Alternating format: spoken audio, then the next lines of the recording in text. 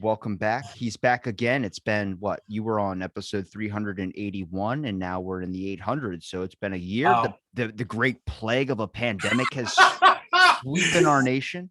Yeah. The China virus, as they call it. Oh God, that's gonna lump me in like a Trump hashtag. Please don't do that one. We'll try to avoid that. Yeah, I don't want to do that. So how you doing, man? You look good. Thanks, man. I mean, last time we just did audio only. Just audio, yeah. This is impressive. It's a good setup. It's all for show. Really, this is like, look, I just bought a black curtain for your shower curtain behind you, and I look back at some of my past episodes and I had a famous comedians on and I didn't notice, but that was the time when I just transitioned to video. So I had like my computer was lower than when I was. So it's like an upward angle. It's not a glorious shot unless you want to see someone's like chin. And it was before I grew like a nice, like a better thick version of the beard than it is now. It's still managing. But I had my bed sheet that was propped up on the window. So you get to see my bed sheet and the sun's still coming through. But then I was like, let's go to Marshall's. Let's deal with the hassle of all the people trying to return shit that they don't know what they're returning. They're just like, I want to make my Saturday the worst thing ever and just stand in a Home Goods or Marshall's line for the longest time. What you just described, I would rather walk out into my street and lick the asphalt than to have to go and do that on a hot day too. Not like not a cold one. Like at high noon, like July 20th. I'd rather. Because I mean, if that's what someone wants to spend their day with instead of golfing when they're retired, I'm okay with that. It just makes it more of a hassle when I go in there every time. I'm an in and out type of shopper and they just want to stand. Well, I might want to put this back and get another one. And I'm like, okay, I'm going to sniff every candle that's named something outrageous that somehow smells like what it says on the candle. Yeah, it's some weird voodoo or science. Well, it's funny because like in the year or so we've talked, like not to selfishly plug, but I have my first book that came out and it's about men and just doing a lot of studying and research on the well, no, I mean, I'm not trying to be a certain way. This isn't a misogynistic thing. It's just like differences. Like, men are very missionally minded in that regard. It's simple shit. Right. Like you're saying, I need a backdrop. I want the most effective and cheapest pragmatic thing I could find. I don't care. Where, women got to match the patterns and all this stuff. And it's like, guys just don't care. We're utilitarian in that regard. So we're this episode's already going to piss off the people that hate me the most. And that happens to be feminists. I'm pro feminism. I don't give a shit about whatever, but I don't like the people that are like the ones that have the lampshade bang haircut that tell you because you have a dick, you have to suffer. I've had every encounter I've had has been that. And I'm like, I've met plenty of good ones that have been pretty nice, but they don't come off in the beginning saying I'm this. They just say, I'm a person. Let me talk to you. I like that. I'm not a complicated dude. I just want to talk to people, have these conversations and see where they go. But a book is fascinating because I can't write a book for shit. Oh, dude. Just in the time that we've known each other and then all the guests and stuff and all the episodes I've listened to, there is no way that with the different kind of people that you've encountered and a different kind of knowledge and a different kind of situations that you've been put in, that you don't have this wealth of knowledge that you can't not share with people, that they're going to get some sort of benefit or some sort of enlightenment or knowledge or whatever that they didn't before. So I'm going to call shenanigans on that. Just knowing how I do. Would you call the value of information things that you accumulate from other people? Because that's the only knowledge source I've had. Is the way I equivalate it is like a parasite, like when the ones that live off like an animal's back that take the leeches off or whatever, like the ones that's like parasitism in a way. I've just got all my information from talking and being selfishly absorbing everything that someone spits out. So I mean, I guess that's a form of knowledge, but I mean, a benefit's like writing a book, for instance. That's a different task and a half. That comes from your own processes and mind thinking. And I'm wondering, you said it on men. So I'm just curious because that was going to already tighten up some sphincter muscles on some people that are listening. So I want to know, like, what's it like? Is it the basic mind track, the mindset, the mentality? What is it? Sure. Well, I guess kind of circle back around and I'll answer your question. I've had actually just as many women buy my book than men. so, and I one of the things I say in my book that, and this isn't anything I invented, but I just thought it was applicable, that, when the high tide comes in, all ships rise.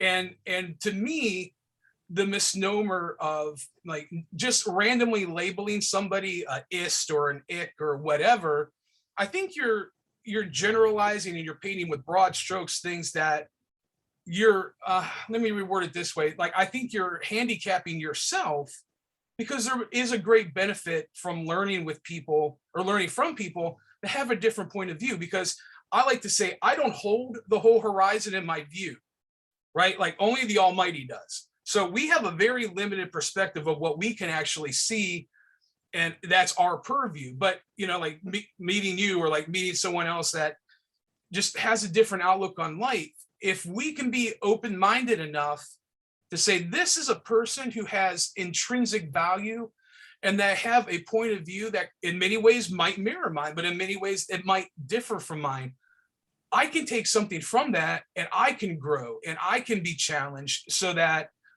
like one of the things I say in my book is, whatever isn't growing is dying. And you can take a look at, like, even like walk outside and you can see, like where I live, I live in sort of a rural / suburban area, and there's a lot of nurseries and there's a lot of just forestation here. And you can see like a patch of really healthy trees that are flourishing, especially this time of year with the leaves and all that stuff. But then you can see trees and different shrubbery that they aren't, they're in that process of shutting down. And I believe that that's a really good example that as humans, if we shut ourselves off to evolving, if you will, like spiritually, intellectually, it just, even with maturity, we we get into this state of arrested development, which I don't think benefits me. It's surely, like, as like a friend or someone that's involved in this world, it doesn't benefit you, and vice versa. Because so when I say that the high tide makes all ships rise, like, me becoming who I was destined or created to be, you becoming who you were destined and created to be, just in our relationship, elevates me, and it should elevate you. So if we can take that across the board, right? No matter if you're a different political affiliation, if you have a different religious affiliation, whatever, I don't know, you're a Coke guy, I'm a Pepsi guy, whatever the case may be, there's benefits from differences that I think a lot of times, especially in mainstream media and pop culture, right at this moment, we want there's a narrative that says we're different, so we have to highlight on those differences and keep us separated. When I would argue it's our differences that may actually, we investigate and we take the time to understand and communicate, may actually bring the greatest sense of unity.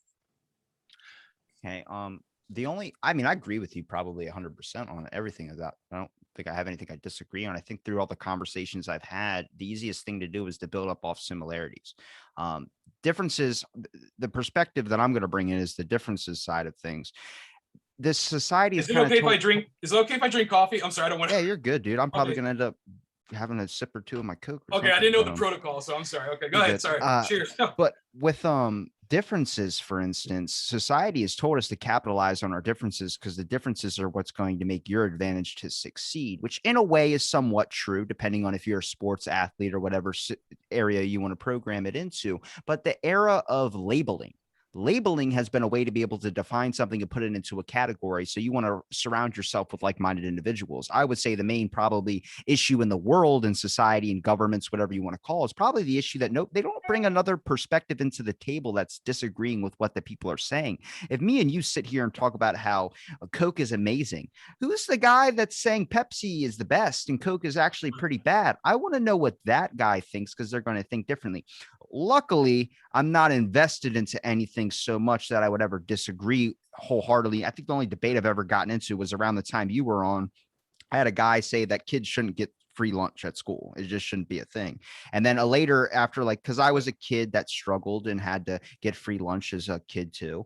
And I ended up like stopping myself and thinking, you're a teacher. Why would you say this? And then he said, well, I teach a private school. And I'm like, you're thinking from a private school teacher's background where kids pay 50 something $1,000 to do that. It's kind of had to stop in the moment to kind of realize the debate is being two conflicted perspectives. I mean, it happens throughout this show. People are going to say something they might not necessarily agree with. It doesn't have to boil down to an argument. It's a thought sharing experience. You're on this earth for one specific reason. People can say it's to breed. People can say it's to do whatever.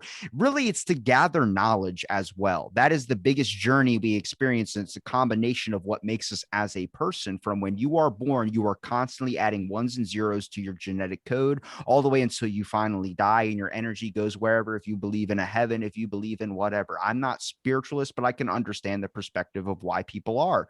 You don't want to know that there's no ending.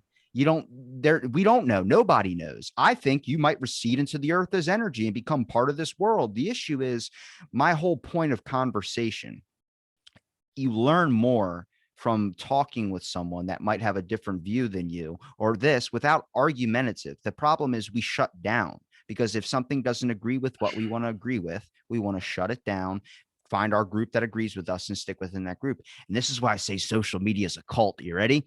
It's all about the fucking followers. Everything is follower this, follower that, because you want people to agree with you. You want people to hear what you're saying. You want to feel like a prophet in a way. But here's the crazy thing is, then if there's the same group, let's say there's a bunch of, let's bring a cult into an example. Let's bring like a religious community, for instance. They have the church. Everyone worships the church, follows the church on Instagram, follows the church on Twitter. Then one person goes, I don't like what this guy's saying. I'm going to do the same church, but I'm going to have this thing. You're going to have a bunch of people that are going to follow you. Then all these branches and vines start coming down and going to different routes. Then you got the same exact descriptive thing, but just with a slight niche different. Instead of no eating meat on a Thursday, different flavor. That's everyone wants a cult. That's all it is. And I'm like, look, I get it, because having people that agree with you is fun. If we sit here and joke around and have the same thoughts, it's going to be awesome. But where's the engagement? It's supposed to be an intellectual chess match. Not that there's a winner and a loser, but afterwards you have a beer, you shake fucking hands, and you understand that you just had a really engaging conversation that made you think. Right. No, I agree with you. And it seems like, kind of maybe in a minute, go back to the book, but I like what you're saying. The whole idea right now of intersectionality, it seems like the marginalized group or whatever, that's the predominant voice, and everything else is discounted. I think personally that's shallow, because like, you were two white guys, which is a majority in one regard of one thing, but that doesn't negate who you are as a person. And, you bring up the idea of social media. One of the things like my book has told me, because the reality of it is like, I'm a self-published author in the east side of Cleveland, Ohio. I'm probably not going to get to that point in my life where I'm like on the New York Times bestseller list. And I know that. But for me, what's been the most miraculous thing is I've been able to put together some sort of knowledge or some collection of thoughts or whatever whatever you want to call it. And what I'm hearing back from people, honestly, I don't even know. Like, I got people from overseas and in England and other places in Europe messaging me like, things you said in this book touched me and helped me to think. And I don't know that person. I'll probably never meet that person. But what you're talking about, the idea of exchanging knowledge and exchanging thoughts in an environment where it's okay to disagree if that happens, right? See, now it's like, well, you and I disagree on this, so you're Hitler. And that's how it is. And I'm not trying to be hyperbolic or anything, but that's what it is. That's what it gets. That's been literal examples, though, is the thing, is that someone actually jumps to that. I said for a while in an episode, some person said it wasn't true, and it's all came true from the episode. I'll have to send it to you later. Please but I was like, people say outrageous shit all the time. And they said, no, nobody says anything without knowledge or information on something. I said, I'll pull up 100 tweets right now saying somebody says that if you drink Pepsi, you're racist. And he goes, that's not true. I sat there on the show and read the fucking tweets to him. And then 2 weeks later, Coke put out an article saying how to be less white.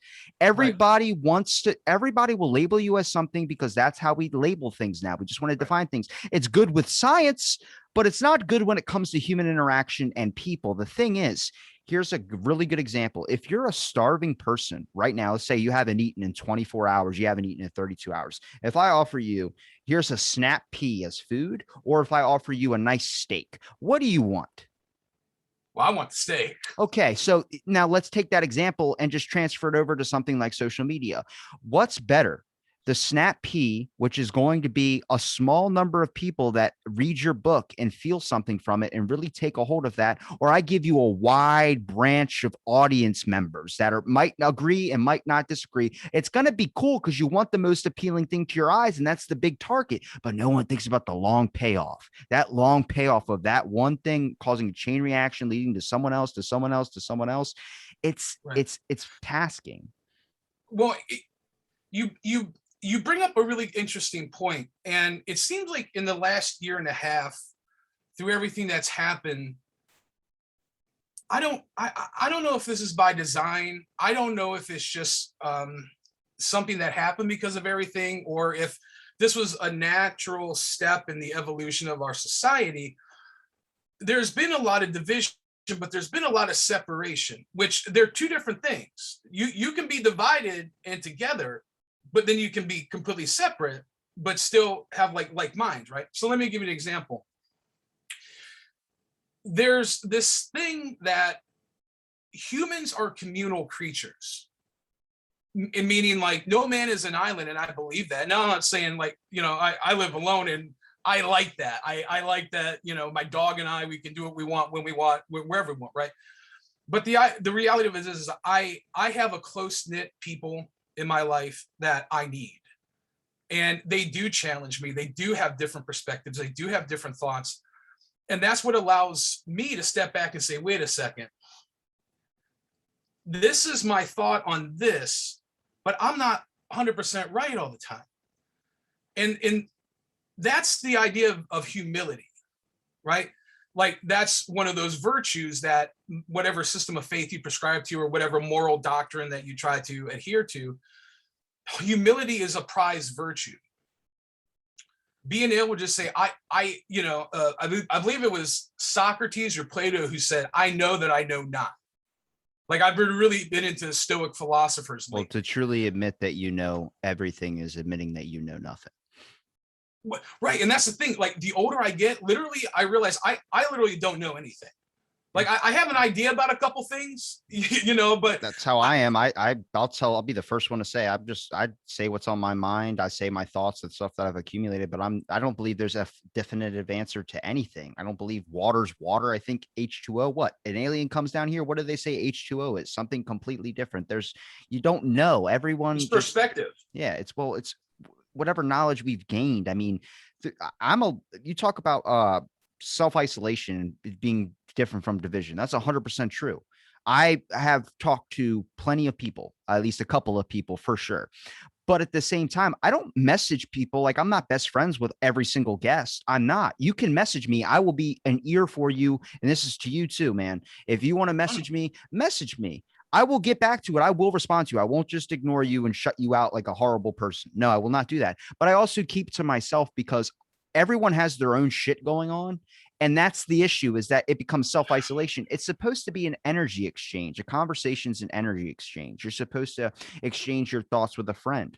This is all a factor of social media, and it's sadly going to be the new age the kids are going to grow up in. Communication is going to be through a Zoom call. It's going to be through social media. It's not in meeting in person anymore, and it's a different effect. If me and you were sitting in a room having a beer, we would have a different energy that's giving off, a different effect in our conversation, but it's Right. reduced to a Zoom call.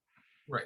No, you're absolutely right. And there was an article. I don't know if I should go here or not.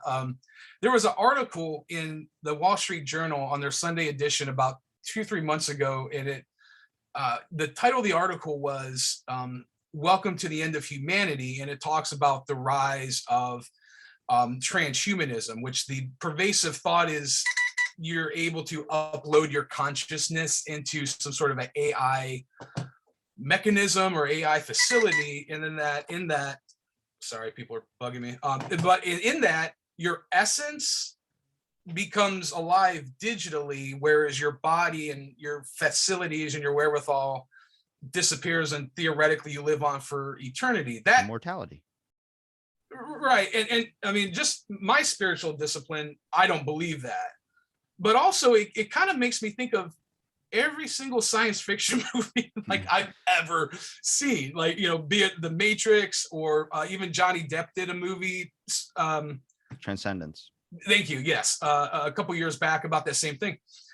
I think what's really unique, and I think what we need to come back to, and even with the idea of my book, so it's called Smith's, that's my last name, Smith's Heart of Man Repair Manual. My intention of writing a book wasn't to exclude one group or this. My intention in writing this book was that if there's anything I know or any experience I've gathered or any life lesson I've learned, I would just like to share it, that if somebody can get something out of it, not only do I receive a reward, just some sort of gratification personally, but hopefully there's an impact that that person will have that they can transfer to the next person, and so on and so forth. I've had several guys, two I don't really even know, but reach out to me and say, hey, thank you for reading this book, or for writing this book. I'm making this mandatory reading for my younger sons. And it was, I've had, like I said, I have several men say that to me, and it's very humbling because, like you were asking me about like my books and all my stuff, and this isn't even all the stuff I have. I have a whole nother room in my house with has shelves and shelves, and I read books and I have my favorite authors. But like the one thing that hit me was the idea to be able to impact generations of people in an effective and a positive manner.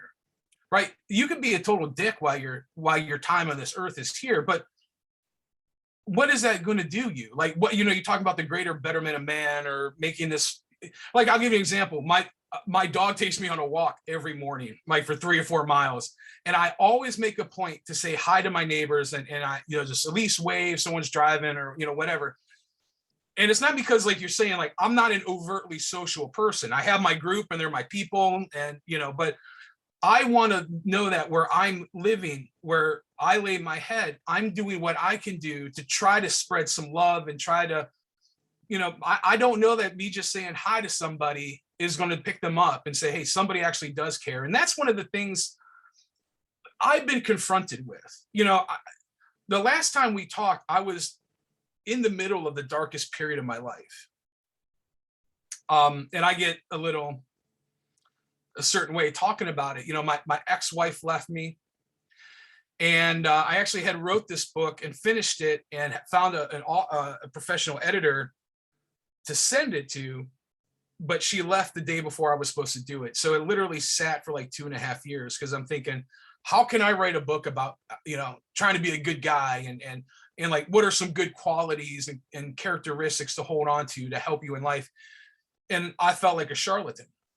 I just felt like, who am I to say anything to anybody about anyone or anything, because of my experience, just like self-discounting, self-doubting, self-loathing, and even, self-hating and all that stuff. But, what I've started to realize, I have 3 of my best friends, Jason, Josh, and Tilson. And the whole time, this whole like almost 5 years, are like, you have to get this out. You have to get this out. You have to do this. There's people that need to know your life, and they need to know your experiences, that what you've gone through, they can overcome that too. They can overcome whatever experiences are in their life. And there was a movie when I was a kid, it was called The Edge, and Anthony Hopkins was in it, and Alec Baldwin. And the one thing that Anthony Hopkins said to Alex Baldwin was like, what one man can do, so can another. I know there's nothing unique about me. I know there's really nothing unique about maybe the circumstances I've gone through, but what I know that is unique is my perspective, and how if I am able to somehow, and this is why I say, I know that there's within you, that you have things to share with people, to encourage people, to uplift people, to give people hope. It may look different than how I would do it, but you have that. And anyone listening or watching this, they have that ability too. So through that time, through like the 2.5 year process of just letting it sit, my friends were like, you're a good guy. Like you're going through shit and hardness and darkness and depression and anxiety, and like literally praying that, because the pain was so real. And I'm not I'm not trying to I'm not trying to conflate or overflate anything, but there were times like I would literally pray like, God, I don't want to be here anymore. And it's not like I'm suicidal or anything. It was just the pain is so real. And I'm being honest because I don't know if this will help anybody, but I would literally pray like, God, I I want think to be with you in heaven. And I don't want to be here because I don't know how to process this pain. I don't know how to go through this. I've never been here before. I don't know how to get healing. I don't know how to resolve anything in my life. And it seemed at the time like that was the best option.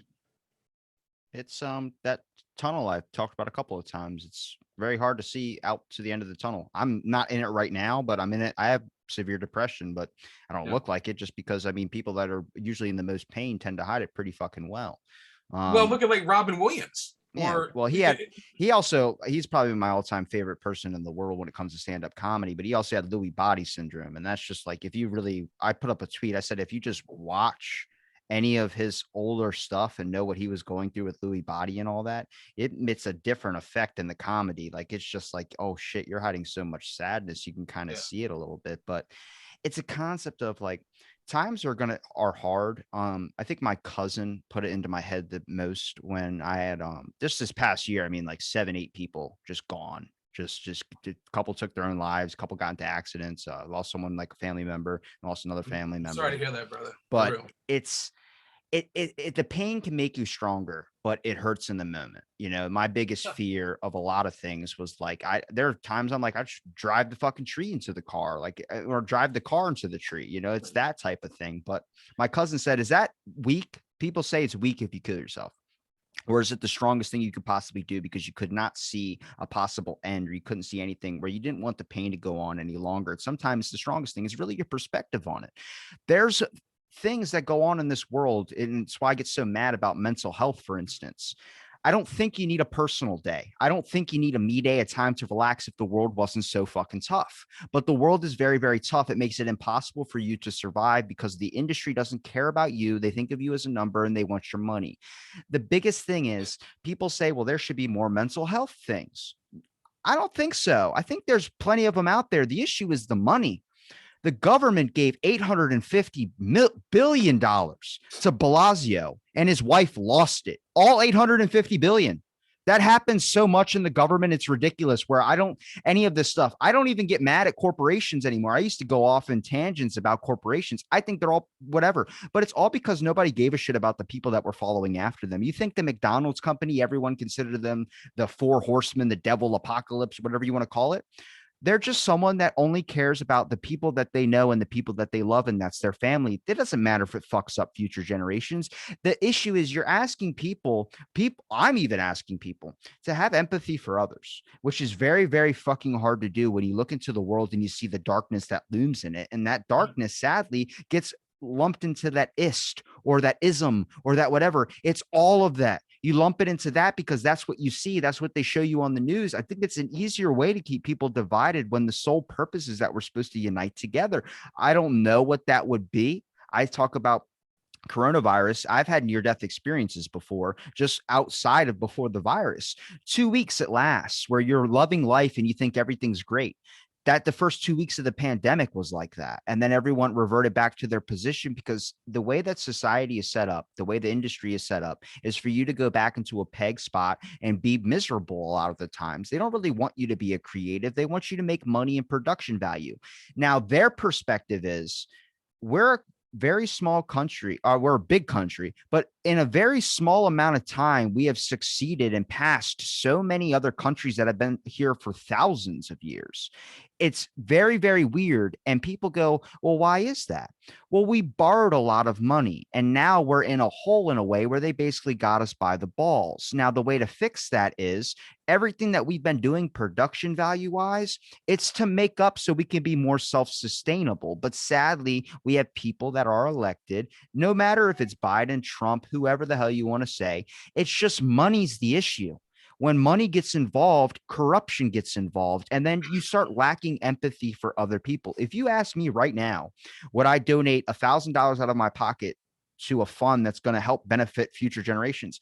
Why the fuck would I do that when I need $1,000 right now? I don't have money to give. That's the mindset of people. That's how I would think of it. It's very, very hard to look at the grand plan of everything when you can't even see out your fucking own window because there's too much shit going on in your own head.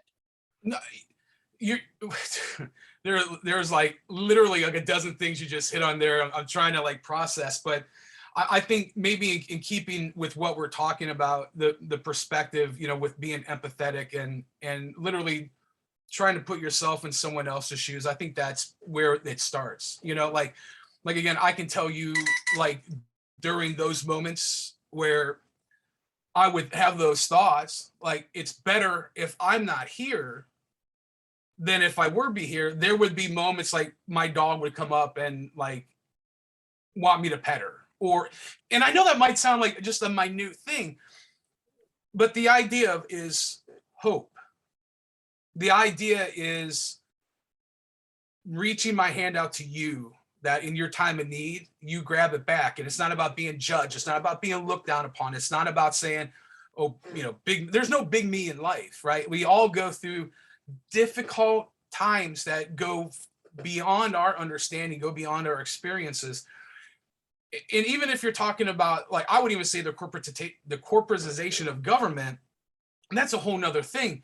But all that aside, I think the reason that the experiment of the American government has been so successful throughout 245 years is we have a government that was created by, I really believe, really wise and studied men who had the government of, by, and for the people, meaning we are self-governed. We are allowed to, in this experiment, if I want to give you $1,000 or if I want to give that charity or whatever, like I can do that. That is independent of myself and no one else, because we do theoretically have the freedom to do that. But what if we just did that in and of ourselves, remove whatever governmental constraints, remove whatever morality system, remove whatever, and just say, out of the goodness of my heart, and because at one point or another, I am going to be in a position where I need to receive that back. And I genuinely believe you reap what you sow. That's Like the initial intent, is the, I think when the Declaration of Independence was created, if you look at that thing, people say it needs to be amended. I think in some parts, yeah, sure, we need to adjust for a better time period, but they got a lot of shit that, even thinking back then, that they predicted a lot of shit was going to happen that has ended up happening now.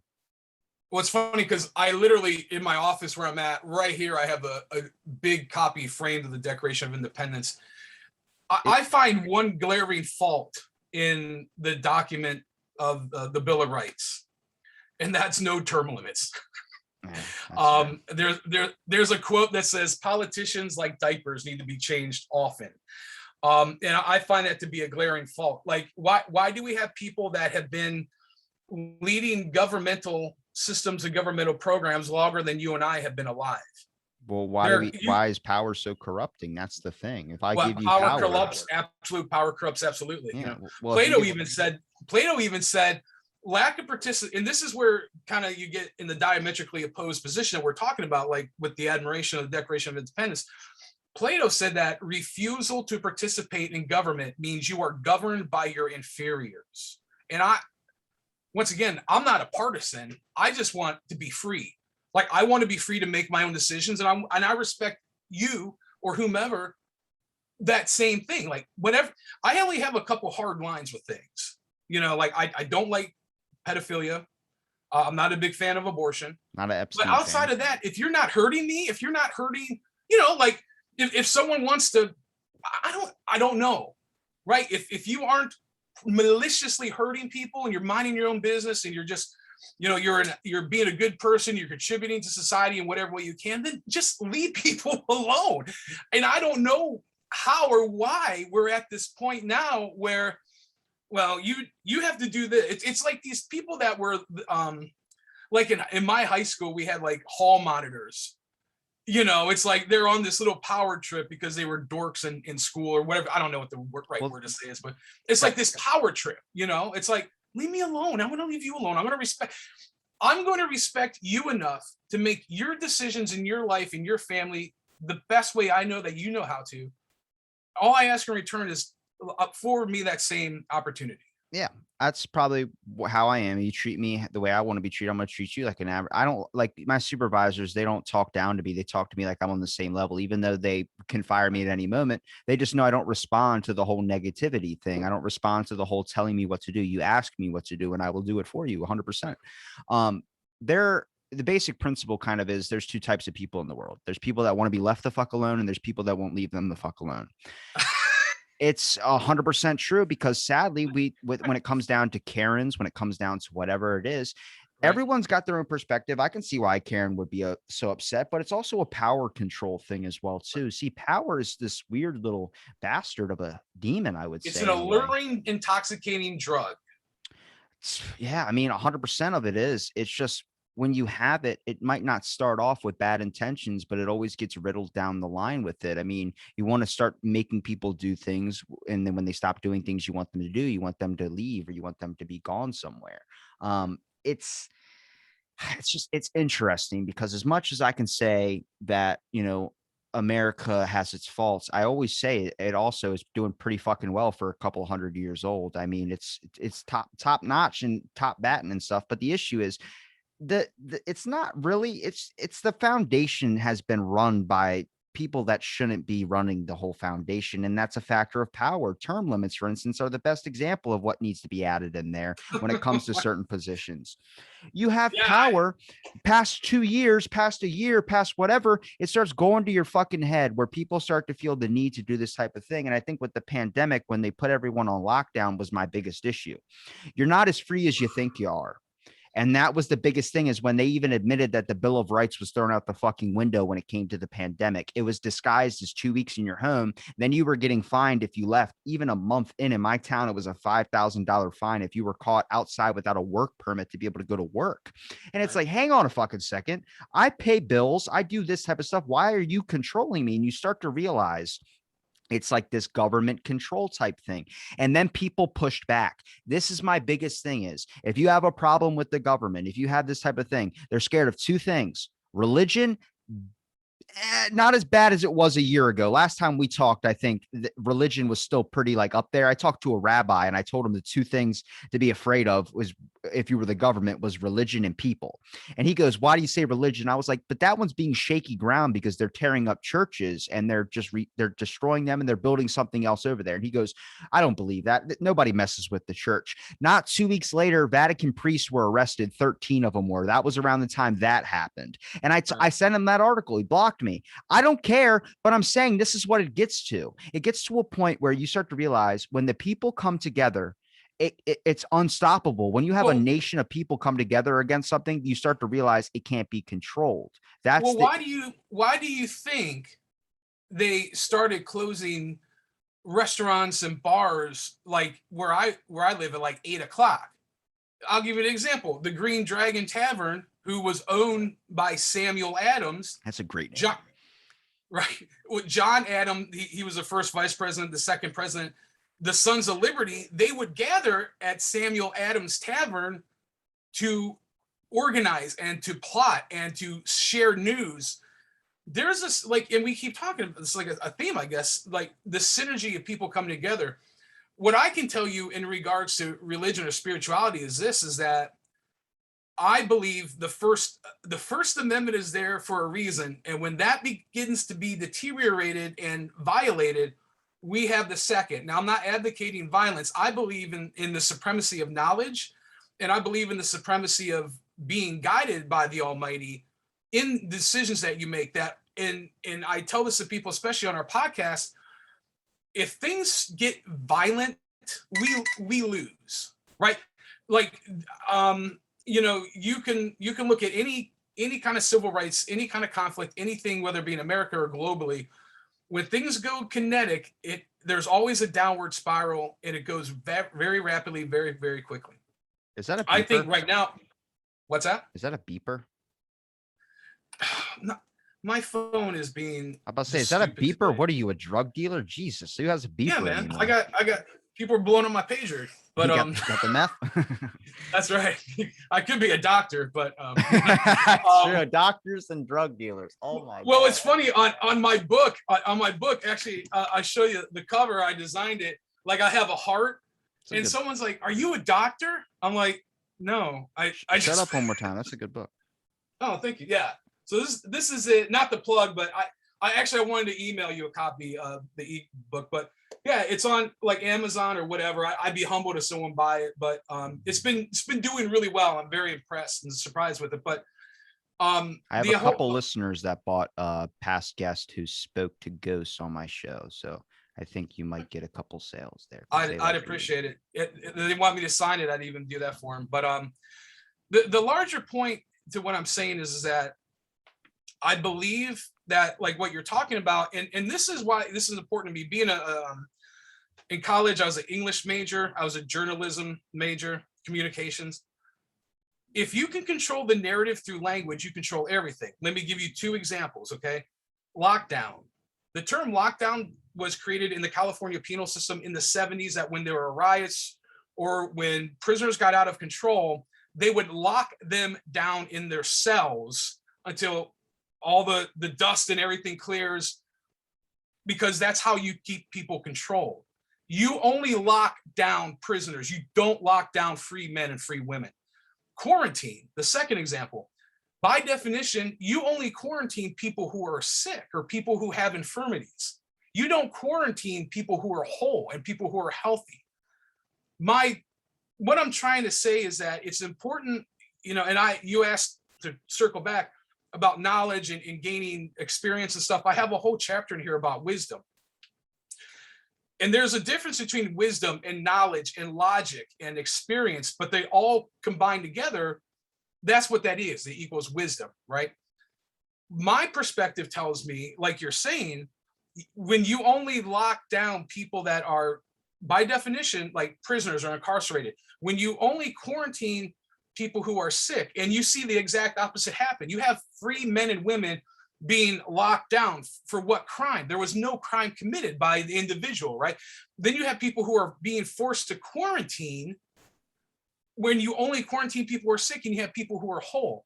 There's this displacement of reality, if I could say that with all due respect, and I'm not trying to be contradictory. I'm not trying to necessarily poke the bear. What I'm trying to do is I want to give people some information is to think about, right?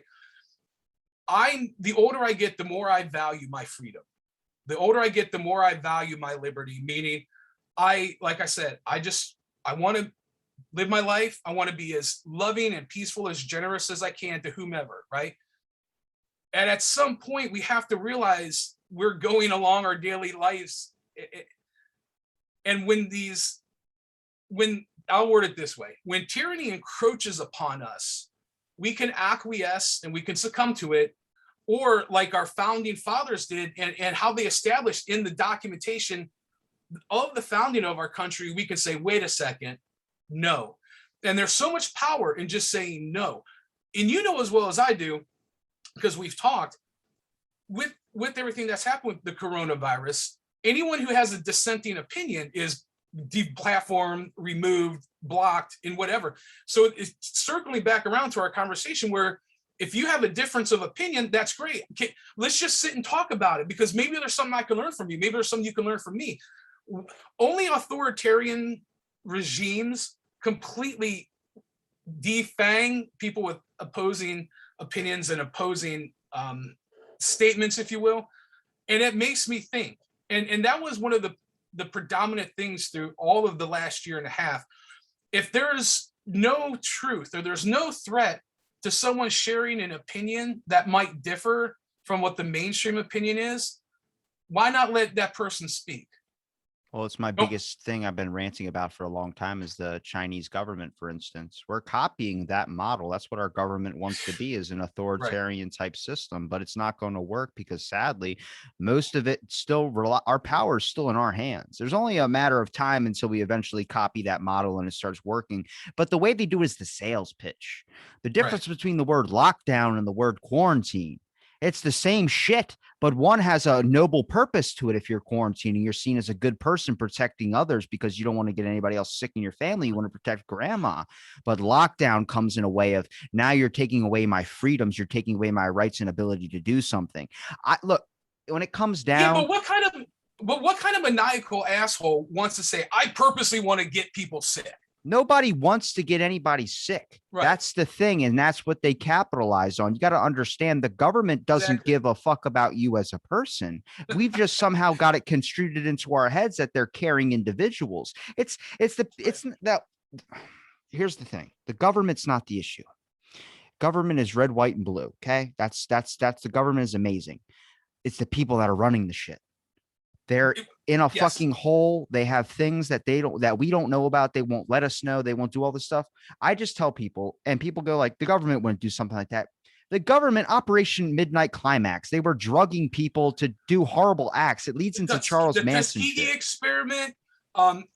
Bayer under the Clinton, Project Diversion, there's so Operation many. Mockingbird, Yeah, like even Operation Paperclip with the Joseph Mengele, the SS, which the Americans eventually adapted, and now anyway.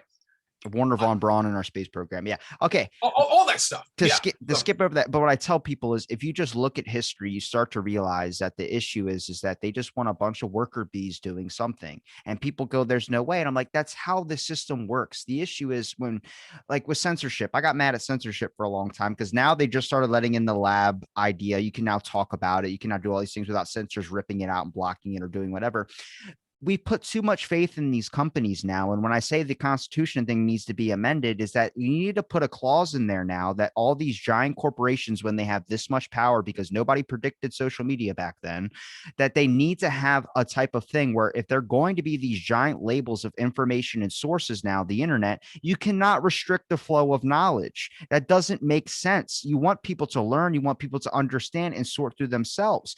The reason why they haven't Epsteined or done a type of thing to Alex Jones is because they've labeled him as a conspiracy nut to the whole world. When that man's gotten more right than he's got wrong. He had the giant Sandy Hook thing, but everything he said, a monkey growing human organs. NPR just released information about us starting to grow in a cells of a monkey. We're starting to grow human organs. We're able to do that now. I'm like, it's you got to understand it's not the like Jon Stewart went on the show and started calling out science and all that.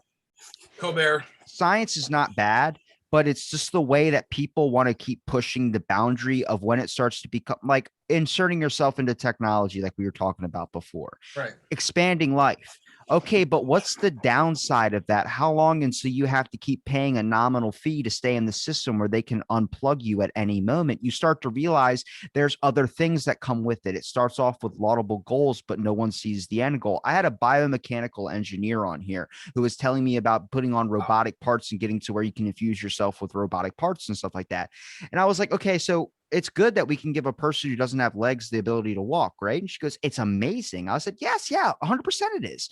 But there's going to be some asshole out there that wants to blow his legs off to be able to have robotic legs because they're better than the normal ones he has. That's what you got to think is you need that other person going, hey, like during Operation 119, when some dick wanted to launch a nuke at the moon. Then some guy in the room just goes, hey, if we launch a nuke at the moon, it's going to mess up all research of our space. And he goes, oh, I didn't think of that. No shit. Have people in the room that don't agree with you that have another point. That's the whole point of this thing is conversation. It leads to more understanding, more knowledge, and energy exchange is also a resource exchange. Right. Well, it also in that it comes down to accountability. And what's going to have a chapter in my book about it. There's a great sense of security and accountability because let's just say, for instance, like, hey, you have these, and I'm paraphrasing, so if this isn't the proper terminology, forgive me, but you have bionic legs. And with these bionic legs, you can walk faster or jump higher. Right. And you're thinking, oh man, yeah, I'm gonna get in some kind of accident and have my natural leg severed, and so I can have these bionic legs. I'm gonna kick a 100-yard field goal. Right, but the accountability portion of that is, and this is where I liken it to actually my book. Like you any song that's ever meant anything to you, you look at a 3.5 minute pop song and you're like, yeah, this is cool, it's catchy. But you don't look at the years or you don't consider the experiences that somebody had to go through to write that song. The Cranberries are the best example. They don't get a lot of credit, but when that lady does the song Zombie and she hits thing where she makes that vocal crack at the end of it, that's talent. That's nobody even thought to infuse that into a song. Well, even on a lyrical, like, you like a guy I love is like Warren Zevon. He's one of my favorite songwriters. And you look at like a guy like that and what he wrote. You don't Bruce Springsteen, that's another guy. Although politically has some issues with him, but I don't know why he hates America. But nonetheless, like, you listen to Thunder Road, and that's one of the best songs ever written. Thunder Road is, the screen door slams, Mary's dress waves like a vision. She dances across the porch as the radio plays. I mean, it's damn near Shakespearean, right? But the larger point is when you think about accountability, you also introduce the idea of consequences, right? I can do whatever I want, but that might not be beneficial to me. It goes to, again, only seeing her part of the horizon, not seeing a holistic view of it. So where you might think, yeah, I want these bionic legs so I can, join whatever football team and kick 100-yard field goals, right? But you don't realize, like, hey, listen, you may not be compatible.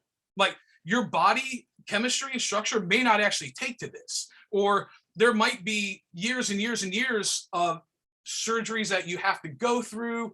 Or like I had a kidney transplant. I had the initial surgery. It didn't work well. I had to go back for another surgery. And then I was admitted to a hospital a third time, like a week after, because there was complications, right? It's the idea of being accountable and just thinking, like, what if? Like, what yeah, in theory, having bionic legs sounds pretty cool. But in reality, the pragmatic day in, day out thing, how is that going to work? How is that going to work with whatever? Well, I'm not of the group that agrees with the bionic legs. I kind of am against that. I'm also against the Neuralink too, because I've talked to plenty of psychics and I've had own experiences myself that I can't really explain when it comes to like seeing shit and then it actually happening. Mostly, I think that human has another stage of evolution in a way, like we were talking about in the beginning. I'm 100% belief of that. And I think technology is forcing the evolution. And sadly, there's going to be complications when it comes to rushing something. I don't know if it's forcing. I think it's convoluting and confusing. And what I mean by this is that I personally believe we're mind, body, spirit. And a lot of, like, being a Christian or someone that believes in the writings and the life of Christ, I can look at that and I get a great sense of comfort, and not all of my questions are answered, but it leads me in that direction, right? And what I can say is this, I've had supernatural experiences too. I believe that we live on a natural plane, but there's a supernatural realm that we seldomly have access to. And like with the idea of Neuralink, is that going to stop us from being able to commune with the Almighty? Is that going to stop us from being able to control our own thoughts? Are we then, like, literally, are we going to be like Neo in the Matrix, jacked up to this thing that is controlling our perspective of everything? And in that regard, to me, it goes back to, I just want to be left alone and have my freedom, because I don't know that has freedom for me. I don't know that I'm going to be programmed to do whatever. And, to get back into the conspiracy theory thing, like, you talk about like the MK Ultra, like, our government were doing these mind expanding and mind altering experiment on people. And I like things like the Manchurian Candidate and like Sirhan, who killed Robert Kennedy Jr. He claimed to have been part of that. And, I know you can't gloss over that one. Hang on a second. Robert Kennedy Jr. Or I'm sorry, no, RFK. Sorry, not Robert Kennedy Jr. Yeah, RFK. John F. Kennedy's brother, Robert. Sorry, I misspoke. But there's like a thing, and once again, mind, body, and spirit. It's the trifecta of a holistic person working, and any interruption in that, I believe, any interruption of that means that we're not being who we were created. I think there was a process that we were supposed to get to, but we've long delayed it with the amount of technology we've infused into our life. And sadly, that's a lot. When you have more empathy, you can sense energies. When I tell you, like, you're standing in a room with someone and you can tell if someone just went through something, you go, you okay? You realize, no, something has happened. I think people naturally have that when it comes to something as drastic as anger energy or something like that. You get the vibes that the person's not really or good like, that's a you. good dude, or that's, she's cool, or what. Yeah. I get but it. sadly, we've used devices and technology. It's kind of isolated that one thing. And it's like, hey, it's either it's like an organ, you're going to use it or you're going to lose it. And sadly, that's with like gallbladder. We don't need that anymore when one point it served a purpose. That empathy thing, you don't need it anymore. It's kind of like coming in at last moments like, hey, are we still a thing or do you not need us anymore? Can we cut this out and make room for something else?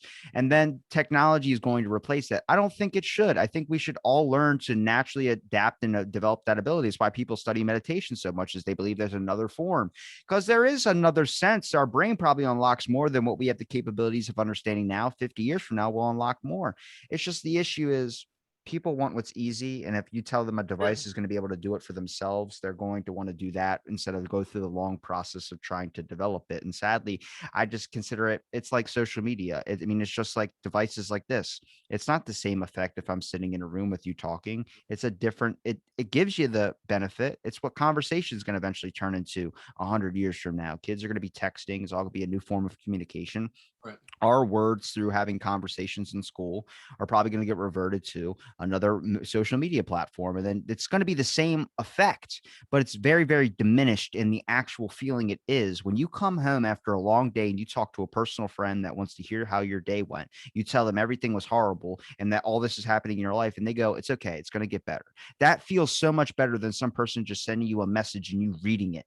Right. It's so, and the only good part I think about reading a message is that sometimes, like I had a buddy, past guest a couple of times, name's Jason Lampro. He sent me a GIF and he's like, I read this in your ranting voice. And that I was like, I'm glad that like you're reading shit, because he's listened every single episode since 400 something. So he knows me pretty well. So he's like, everything, you're just in my head constantly, your voice, every time I'm like, and I just start ranting just like how you do. And I was like, see, that's the only benefit is when you know someone so well, is that you can read it in their style or their voice or your favorite comedian or whoever this, but it's not the same as if they were saying it to you and you were experiencing it in that moment. And sadly, moments are going to end up being lost and they're going to be reduced to a photo that's on your Facebook wall from 2005 when you went to Tahiti fucking golfing in the coast. I don't know, but it ends up getting to a point where you start to look at like, what are we willing to lose?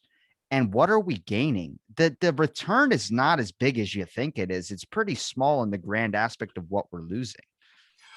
The episode that's going to come out this Friday on our podcast, Flawcast, CLE, Flawcast, we call it "We're Not Descended of Fearful Men," and I almost verbatim lifted it from a new podcast I've been listening called Warrior Poet Society, and they had a recent episode called "Why We Are the Weakest Generation," and it's kind of like what you're talking about, and how I started to look at it is, instead of evolving, it's a de-evolution. And what I mean by this is, think of like the Middle Ages, the 14, 15, 1600s, and think of like the most lavish, decadent, a powerful person in the world, like maybe like the King of England at the time. Okay.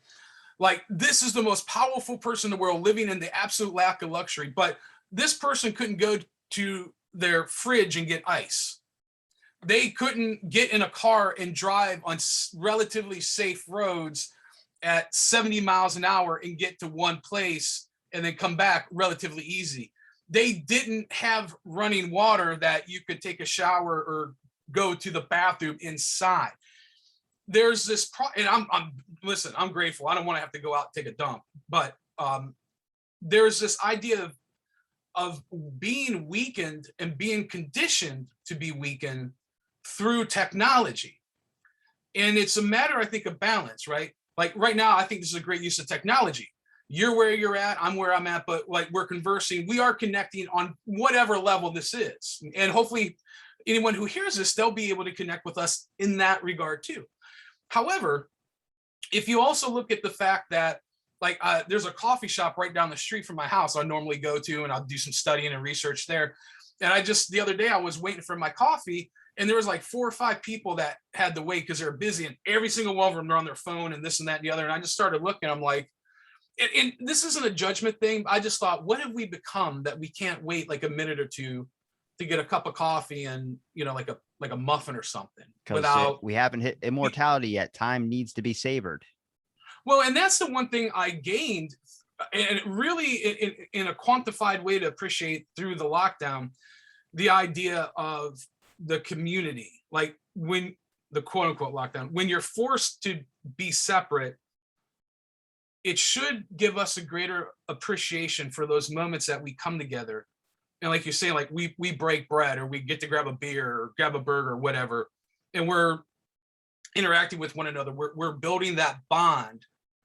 I believe this is, if I had any kind of cautionary thing to say to people, it's to hold on to our humanity.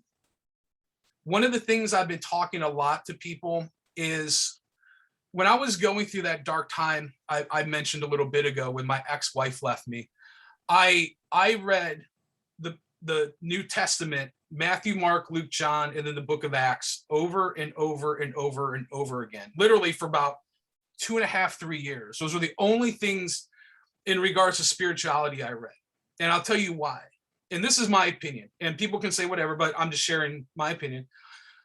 I think that modern church, like maybe the Christian church, or however you want to word it, has done a huge disservice to people in losing and separating the humanity of Christ from the, the divinity, and though he is divine, there's that human quality, meaning that, the Bible says we have a savior that we can associate with because he's gone through the same things we have, right?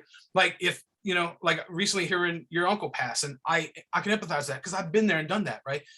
The idea of, if we look at Christ as a man, who he was fully God, he was fully man, we start to realize we actually have somebody that can empathize. And I'll tell you, for me, and not to get too weird if I can, but in the book of Luke, chapter 7, there was this woman who, she was a widow and her son died. And if you understand anything of the customs of that day, a woman losing her husband and then losing her son, she had no means to take care of herself. Because that's just how that custom was. The husband would provide for the family, and then the husband passes, her son then takes that responsibility. And she's like, she has no one, she has nothing. That's all she has. And there's a story where Christ, in Nain is the name of the town. He comes into the town in Nain, and he sees her great despair. He sees her at her depth, her lowest, her most confused, her most hurt, her most vulnerable. And the Bible says, being moved with compassion for her. There's an emotionality and there's that human aspect in regards to Christ, who he is, who he was, that allows him to say, this is a person that needs genuine help, that needs connection, that needs something that she is unable to process or grasp or achieve at this moment. And being moved out of compassion, the miracle that happened was he brought her son back to life. He brought her wholeness. He reestablished her. And what I can tell you is, through that process in my life anyway, I'm now in a position where I'm coming out of it, that darkness, that despair, that I'm hopefully starting to see a light at the end of the tunnel. I just hope it's not a train. But my larger point is, technology is great, right? If we use it properly, if we have a proper balance. But what I feel and what I fear is that as we lose our humanity to these technological advances, as we lose our humanity to societal norms and society placing these, we have to look at this person this way because they look like this, or because they belong to this group. As we remove our humanity from humanity, the danger is that we are literally like sands through an hourglass, effectively losing ourselves. And where is humanity going to go at that point? Which I don't know. I don't have a question or an answer for that, but I think about that a lot. And that's why I think it's so important, like what you're doing, connecting people with people. I think it's important that, we go out and we hang out with our friends. We, like those people that are there for us and that we're there for them. That is that bond that ties us together, that we need to foster, we need to pour into, we need to continue to build upon and challenge that and be challenged by that and grow as a person, evolve as a person. So when you asked me earlier why I wrote a book about men, honestly, I don't even look at it as a book about men. I look at it as a book about man, like mankind, and how we all collectively need one another. And that if we can improve in just one area, the theory is, in my mind, in my heart, that we could all begin to improve. You know, you can't make a difference globally until you make a difference in your own house. You know, Jordan Peterson has this theory about cleaning your own room, right? You can't clean up the entire world if you can't even clean up your own room. And that's where that is. That's where that building that humanity, learning those hard lessons, learning from those hard lessons, and then taking it and trying to benefit others. And I have friends that have been in rehab for years. I have friends that, you know, struggle with mental illness. And through this whole process of this last year and a half, there's been such a huge regression. Suicides have skyrocketed. I have friends who are police. The domestic abuse, spousal abuse, children abuse have skyrocketed. I don't personally ever think we're going to know the true numbers of those. Drug abuse, overdose, suicides, all these side effects are on the increase. And I believe, I hope anyway, my hope is that reconnecting with one another on a humanistic level, on a loving and a caring level, that we can begin to, what was meant to divide and meant to destroy, that we can actually kind of come back together and reunite and build one another up, so that as time, you know, we're being funneled into this time in history, that we can reject whatever narrative. Like, I'm not going to look at you a certain way because, you know, Fox or CNN tells me to look at you that way. It's the idea of what Martin Luther King Jr. said, that one day he wants to live in a country that will judge people on the character of their heart, not the color of their skin, or not their sexual leaning, or not their natural proclivities, or not whatever group they belong to, or whatever spiritual leaning that they. Do you know what happens when you say things like that? You get in trouble. The government fucking killed them. Yeah, but you know what? That's the misnomer. And I'll say something else really deep. I don't believe, you know, we talked about, you shared your opinion on death and stuff, and that's, I appreciate that. And I want to learn from that and take that in. I don't believe death is a period. I believe death is a comma, right? If all of my heroes, all the people in history I've looked up to, they've all paid a price for whatever they did. Yeah. But when you talk about legacy, when you talk about an eternal impact in the lives of humans, you know, it's like what Obi-Wan says to Darth Vader in the original Star Wars. If you strike me down now, I'll become more powerful than I have ever been, right? Like killing somebody like Martin Luther King Jr. or Malcolm X or John F. Kennedy or whomever, just to use a more recent example, their legacy and their mission and their purpose in life has echoed in reverb through the halls of eternity and history, to whereas now, through their example, through their martyrdom, if you will, if we choose to, and I believe the choice is easy, it's not simple, but it's easy, we can walk in their steps and try to fulfill their message, and just at a pragmatic, realistic level. 100%. I think it fuels even more of the cause, but at the same time, it's hard to keep those people in line to keep going for the cause when it's so easily able to distract our attention. That's the biggest issue, is people want to focus on fixing mental health. Okay, well, you're not focusing on the core principles of things. People start up riots and then they don't go to the first dangle of keys or a little bit of hope or something giving lenience to you. You stop doing it. When everything opened back up and the government realized they had pushed their extent a little bit too far, where people were starting to be, fuck your rules, I'm going to go out and start my business, I don't give a shit anymore. Then we stopped when they were like, okay, go out and do it. Go out and do it. Yeah, you're open. We're open back up again. People are like, that's right.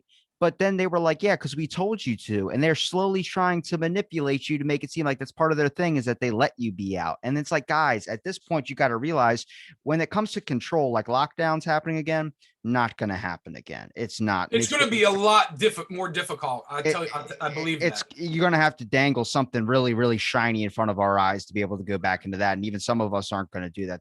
I knew so many people, like my home gym that I went to for the longest time was like family. They lost their business because they got new owners. And the next thing you know, they couldn't supply our benefit for the pandemic package that was supposed to help out their business. So they went bankrupt. They had to sell the gym. I knew plenty of business owners that killed themselves during the pandemic because they lost their fucking lives work. It's not like it's a serious topic when it comes to the aspect of how free are you, and you start to realize like they will do anything to take that freedom away from you. But sadly, we built a country that's based in freedoms. It's based in having this right and opportunity. And people give the give shit to the Olympian that fucking rejected her back to the flag. One of the fucking things in the flag is the right to protest the flag. Fucking do it. Doesn't matter. I don't agree if you're supporting, if you're going to the Olympics under that team, then that's kind of fucking like hypocritical. Like you're fucking showing up as us, you not whatever. But I understand the point of the whole thing is it's not like it was before. And there's other things you could say about her too. If you check her Twitter, it wasn't exactly the nicest shit. It was a lot of like, if you're a white woman, why don't you just die? You're not needed here. And it was like, hang on a fucking second. What are you saying? She was very, very kind of weird with her tweets. But at the same time, there is an issue in this country that we need to focus on. It's a mental health issue, but you got to look at the foundation because all we're doing is nursing the effect. It's not helping the cause. We're treating the symptom, not the actual disease. That's the main point, is that we're addressing the branches, not the root. You got to look at the core principle in all of this stuff. And people, I just tell people, I'm not anti-government, but I want you to look at what the history of the government is. And you start to realize some shit there where it's like, these aren't conspiracy theories. These are actual shit that they've released. MK Ultra's all real. People don't want to believe in that shit. People say it's all conspiracy. It's like, look, you gotta just understand that it's more about the idea of power. When I was a kid, I used to think the government was always going to be there to help you. Then I went through a battle with medical insurance, and you start to realize, no, they're there to fuck you, and they just want a bill from you. It goes really, really deep that we're definitely not going to be able to address in one podcast, but I mean, it's a lot of shit. And that's the whole thing, is just keep an open mind in a lot of things. It's very, very simple, but people don't see it as simple. It seems harder to put down your own beliefs. The hardest thing is just getting out of bed. The easiest thing is just walking into the world with no hatred and nothing else in your mind that's going on. Right. Well, and that's where I agree with you. And I would say change starts with you. Change starts with me, right? So I'm not responsible for whatever someone else does. I'm responsible for what I do. And if we can all, on a micro level, begin to focus on being who you were created to be, and just being kind. It's a bumper sticker, right? And it's cliche, be kind. And you mentioned earlier the golden rule: do to others what you'd have done to you, right? Once again, it's simple, but it's not easy. But I believe that change starts at that level. I believe that change, if you talk about Martin Luther King Jr., for example, like, he wasn't one day automatically one of the greatest civil rights leaders ever. Same thing with Gandhi. There's a process. There's a process of self-revelation and self-discovery that they had to identify the tyranny of the time they lived in. They had to identify what was within them and what was created within them to combat that. And I believe that's just a call that where we're at now, we can either rise to that occasion and say, I am going to stand in direct opposition of the tyranny of the hour I live in, or I'm just gonna I'm gonna play dead like a possum. But the choice ultimately, I think, is ours, and that's what I've learned. I mean, I think people want to. I'm not. It's like what Sylvester Stallone said in Rocky Balboa. Life ain't all rainbows and sunshine. It's a mean and nasty place, and it'll knock you to your feet and keep you there permanently if you let it. But it's not about how hard you can hit. It's about how hard you can get hit and keep moving forward. That's how winning is done. Now, if you know what you're worth, go out there and get what you're worth. But don't blame this person and that person because you're not where you want to be. Losers do that, and you're better than that. I may have watched that a time or two, but I believe that there is so much truth in those few sentences. Life is hard, right? Life will beat you to your knees. It will keep you there. And it's not about, oh, I'm a badass, or I'm this, or I'm cool, or I got all these followers or whatever. Because when you're fighting that battle in your bed at 3 a.m. and the demons are taunting you and you just want to give in, that persistence, that light, that hope is what pulls you through. And we fight that individually. And that doesn't mean we don't have allies. It means we fight that individually. And it's in those moments where I believe we start to learn who God created us to be. And I think that the more we can become that, the more we benefit one another. The more you become who you were created to be, the more I benefit from that personally, and vice versa. I think that's how we start to win. And I think it's just simply saying no. Like, no, you're not taking my freedom. You're not taking my liberty. I will not capitulate with this. And on our podcast, we have a couple other guys that have joined us, and the one guy, Norm, he made this comment about all the quarantining and locking down, and all, because one of my I have 3 best friends that have lost their businesses. We're talking millions and millions and millions of dollars because of whatever, and they're having to rebuild now, and it's hard. It isn't the easy process. And nobody right now, I think, is right mentally through all this stuff. But I believe that the good in the American people, that if things were as bad as the bill of goods we were sold, I believe Americans would have volunteered to do what they had to do to help their brothers and sisters. I believe most Americans would have done whatever they needed to do. They wouldn't have had to be regulated. They wouldn't have had to be mandated. They just would have said, I want to save lives. I want to be a good person. I want to help and be generous and charitable. And they're just going to do it. And when you have to force somebody to do it, that changes everything. That changes everything. I agree with you. And that's the danger. And that's where we've come to. I agree with you, but let's cut the pandemic talk, because YouTube is going to flag the shit out of me. Well, so I want to make sure that's like everybody's platform. We've not had our last 3 or 4 episodes on. We've actually we migrated to Rumble, and we've been doing very well on Rumble. But they're more First Amendment centered, I'd say. And that's another thing. Like we even said earlier, like if we have a dissenting opinion, or we have questions, like, to me, I just want to know, like, yeah, this or this. It's not that I want to be for yourself. Right. It's not that I want to be argumentative for argument's sake. I want to know, well, what does this mean? What is this, this, and this? And if you refuse that information to anybody, suspicion naturally is just going to occur. And I don't think that's just me. I think that, like, with you or with whomever, well, you can't know that. Well, why can't I have this information that's going to impact what decisions I need to make in my life? I want to wrap on 2 things. One, yes. You mentioned past guest Jordan Peterson. Shout out to him. Number 2, Sylvester Stallone. Yes. You know how his face got like that?